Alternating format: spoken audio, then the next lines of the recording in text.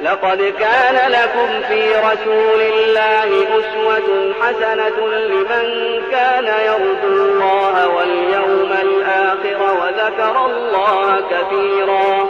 ولما رأى المؤمنون الأحزاب قالوا هذا ما وعدنا الله ورسوله وصدق الله ورسوله وما زادهم إلا إيمانا وتسليما. من المؤمنين رجال صدقوا ما عاهدوا الله عليه فمنهم من قضى نحبه ومنهم من ينتظر وما بدلوا تبديلا.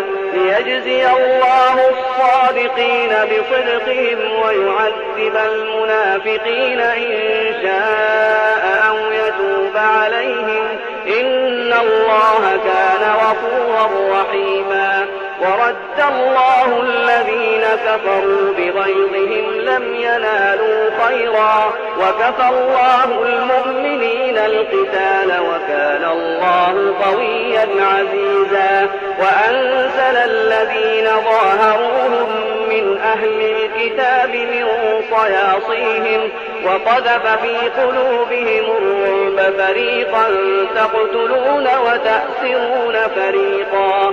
وأورثكم أرضهم وديارهم وأموالهم وأرضا لم تطئوها وكان الله على كل شيء قديرا.